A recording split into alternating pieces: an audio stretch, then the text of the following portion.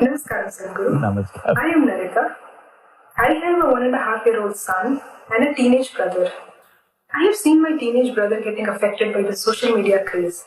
And I was wondering, what can I do as a parent to ensure that my child doesn't, his self-esteem is not affected by the social media around him? If you want your son to grow up without social media, by the time he's 6 years of age, you must send him to me, huh?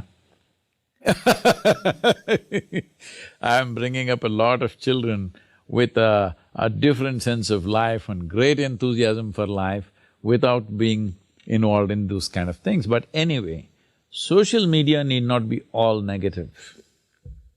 This is a tremendous technology and a reach. If we conduct this well, this can be a tremendous possibility. As you know, I myself am on social media all the time, but I'm not on it because, whatever the content is put there, I don't know what they're saying in reply, I never see that, so I have no issues with that. I say what I have to say, because what I say is not because somebody approves it or disapproves it. I say what I see as true. It doesn't matter what's the consequence, I say it anyway, because this is the position that I've taken, that bringing certain light to everything is more important on long term than being able to please everybody around you, you know. So you say what you see as true, it may not be appreciated right now, it may be appreciated after 5 years, 10 years, 100 years, we don't know. Most human beings who are of certain profoundness were only accepted long after they were dead. Because of social media, there is a certain level of acceptance when you're still living. Otherwise, by the time they read your books and get it, usually you're dead and gone after 100, 200 years later, people appreciate what you have said. That's how the world has been till now. So social media per se is not an evil force. It depends how we use it and for what purpose we use it, all right? So, being influenced by social media is simply because probably that's the most exciting thing that's happening. One thing is to make yourself so exciting for the child that he would rather be with you than keep staring at the phone. Well, if you don't have much time to do that in some way people ask me, Sadhguru, how can I make my child look up to me? I said, you must become a superstar in his mind. Yes, you must do whatever you have to do. If he thinks a dancing person is superstar, you must dance. If you think a freaking person is superstar, you must freak. If he thinks a singing person is superstar, you must sing. Whatever he thinks is super, you must do that.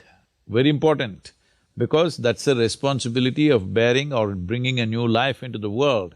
It's not when you become a human being, it's not just reproductive activity, it's much, much more than that, because for other creatures, they just have to deliver them and make sure initial stages provide some food, that's it.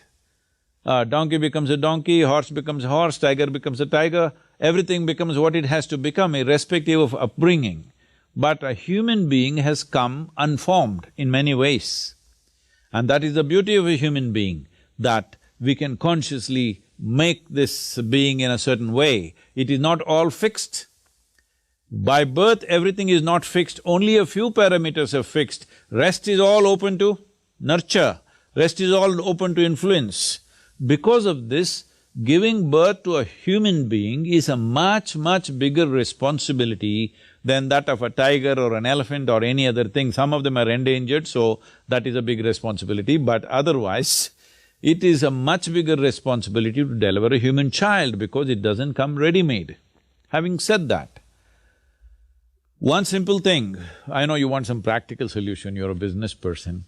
One simple thing that you can do is engage the child at this age, I'm saying when he is 1.5 itself, as much as possible with natural elements.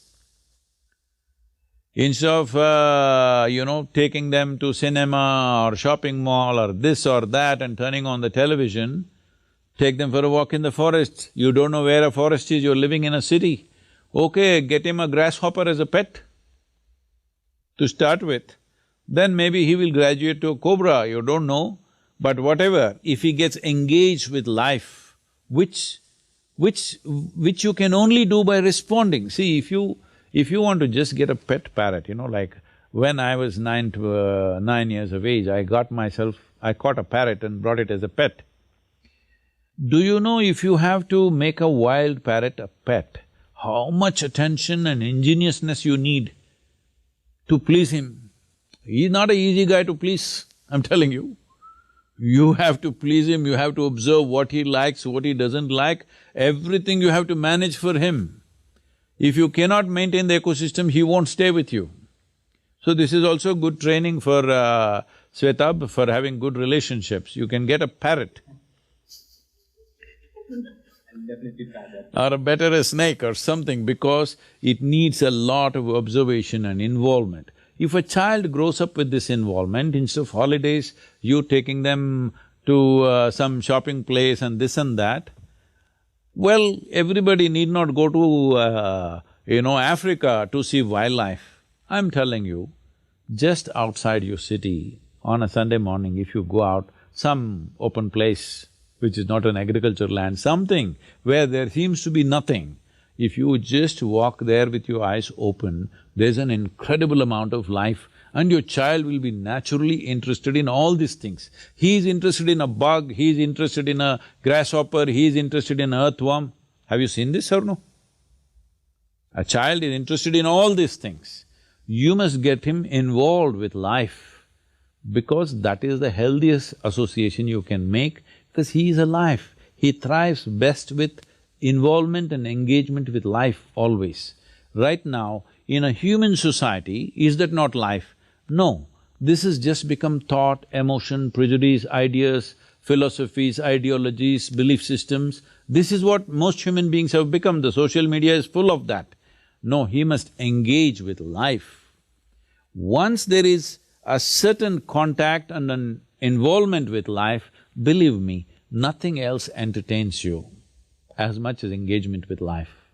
Once that happens to someone at an early age, they will not get addicted to anything. They'll always be open to life. This is something that you can do. If you cannot do, you must send him to me